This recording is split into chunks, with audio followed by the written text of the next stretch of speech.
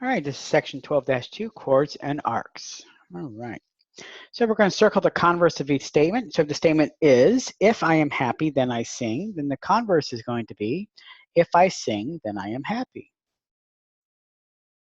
So if the statement is, if parallel lines are cut by transversal, then alternate interior angles are congruent. The converse would be, if lines are cut by transversal form alternate interior angles that are congruent, then the lines are parallel. So a new definition is a chord. So a chord is a segment whose endpoints are on a circle. A related word would be an arc. So if we notice, we have a chord RS. It goes through the circle, but does not necessarily go through the center. Could, but does not necessarily. All right, let's complete each statement. Always, sometimes, or never. So a chord is sometimes a diameter. A diameter is always a chord. A radius is never a chord. A chord always has a related arc. An arc is sometimes a semicircle. Okay. So theorems 12.4, 12.5, and 12.6 and their converses. So theorem 12.4 says within a circle or in congruent circles, congruent central angles have congruent arcs. So if we know that the angle of, and if we know angle AOB is congruent to angle COD, then we know arc AB is congruent to arc CD. The converse, within a circle or in congruent circles, congruent arcs have congruent central angles. So if arc AB is congruent to arc CD, then we know angle AOB is congruent to angle COD. Theorem 12.5. Within a circle or in congruent circles, congruent central angles have congruent chords. So we know angle AOB is congruent to angle COD, then we know chord AB is congruent to chord CD. And then the converse, within a circle or in congruent circles, congruent chords have congruent central angles. So we know chord AB is congruent to chord CD, then we know angle AOB is congruent to angle COD. So within a circle or in congruent circles, congruent chords have congruent arcs. If I know chord AB is congruent to chord CD, then I know arc AB is congruent to arc CD. Within a circle or in congruent circles, congruent arcs have congruent chords. So if I know arc AB is congruent to arc CD, I know chord AB is congruent to chord CD. So use a diagram to the right. Suppose your given circle O is congruent to circle P. And we know angle OBC is congruent to angle PDF. Okay, so we know OBC, this angle here, is congruent to PDF, this angle here, okay? Now, since we know we have congruent circles, radii are congruent, okay? How can I show angle O is congruent to angle P? Okay, so since I know angle O, a circle O is congruent to circle P, I know OB is congruent to OC, which is congruent to PD, which is congruent to PF, because congruent circles have congruent radii. Therefore, we know angle B is congruent to angle C, and angle D is congruent to angle F, okay, by the isosceles triangle theorem. Angle B is congruent to angle D, because that was given to us, and angle C is congruent to angle F by transitive property.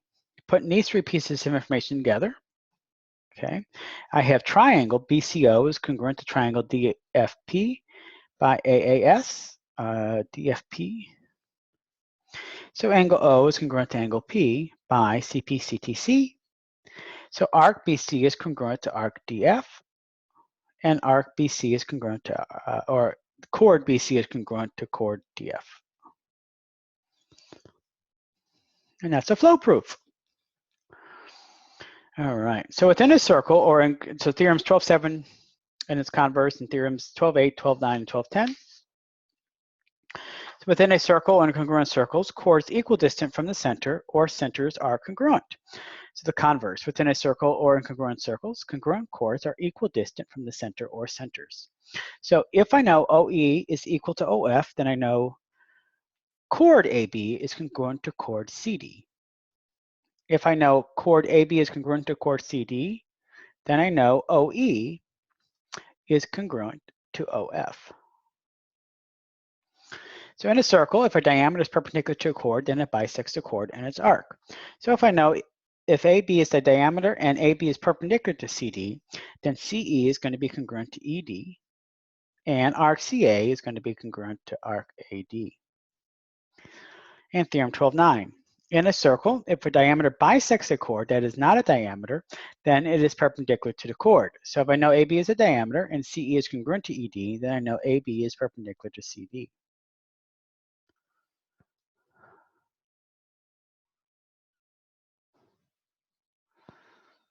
Okay, and then finally 12.10, in a circle, the perpendicular bisector of a chord contains the center of the circle.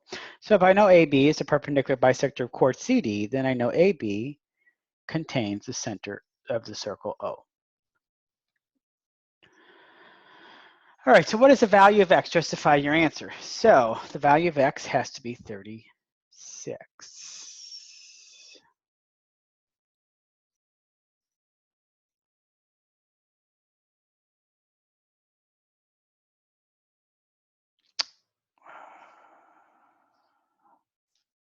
Well, that's what this answer says here.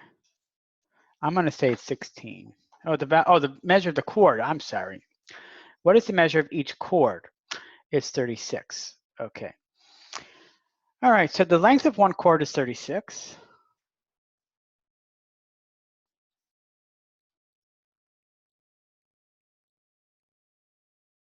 And the other chord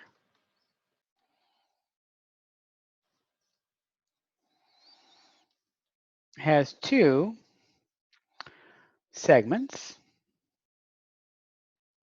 with lengths 18.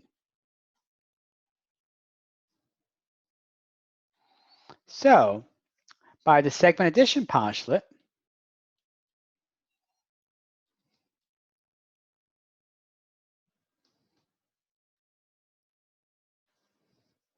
it also has a length of 36. All right, so circle the reason why the chords are congruent. The chords have equal measures. Circle the theorem we will use to find the value of X. We're going to use the converse of theorem 12.7. So the distance from the center of each circle to the chords is going to be 16 and X. Therefore, X has to be 16. All right, problem number 3. The diagram shows the tracing of a quarter. So what is the radius? Underline the correct word to complete each statement, then do each step. So first draw 2 chords. Okay, so let's draw a chord here, and let's draw a chord here. Okay, next we're going to construct 2 perpendicular bisectors. All right, so we're going to use our ruler and compass. Here's a perpendicular bisector. All right, and then here's a perpendicular bisector. Okay. Labeled intersection C. There's the intersection. And it's the circle center. So now we're going to measure the radius. So we're going to measure point from here to here, I guess we could use, using a ruler, and it's going to be about 12 millimeters. Okay. So finding Y, how does the auxiliary chord BA make the problem simpler to solve? Okay. So BA is the hypotenuse of a right triangle. So we can use the Pythagorean theorem to solve for Y.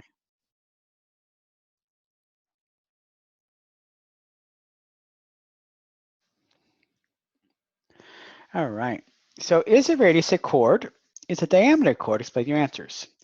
So we're going to circle the name or of a figure that have 2 endpoints of a circle. Underline the name of the figure that has 1 endpoint. So circle that has 2 endpoints.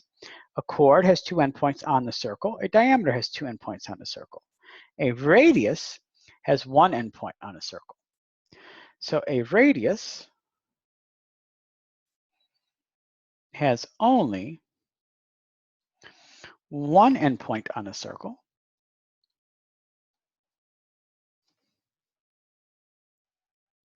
So it is not a chord.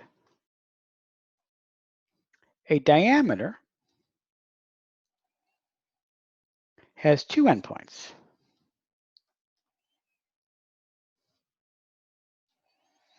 On a circle.